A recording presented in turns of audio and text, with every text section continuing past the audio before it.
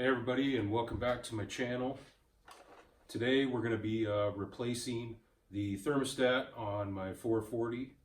I'm also going to do some tweaking on the carburetor, see if I can help out a little idle issue. But to do this job, you're going to obviously need the thermostat.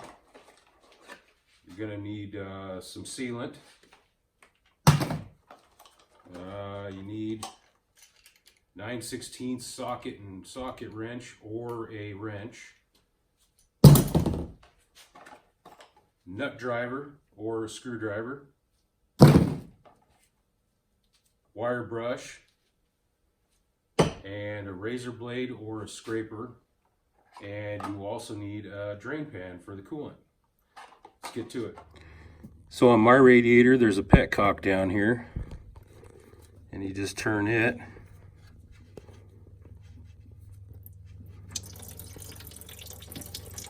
to drain some of the coolant out of the radiator. So next you're going to take your nut driver, loosen up the clamp on the radiator hose.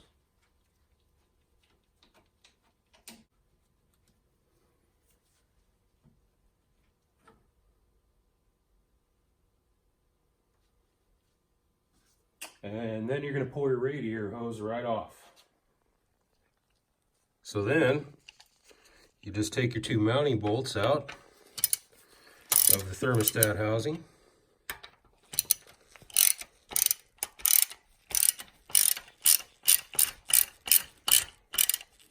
And once you got the bolts out, what I do is just take a little flathead screwdriver, put it in somewhere around here and twist, and that'll break the seal loose.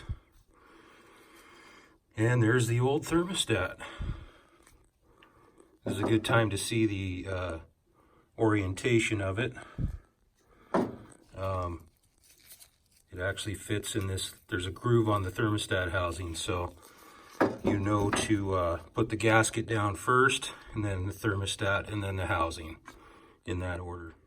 So now I've got the surfaces on the water pump and the thermostat housing all cleaned up and scraped off and wire brushed. So the next thing I do is I put a layer of the thermostat and water pump gasket sealer. I always put a thin layer. I don't want too thick of a layer of it on the gasket. But anyway, I'm going to go ahead and put a thin layer around the gasket, and then we'll lay the gasket down.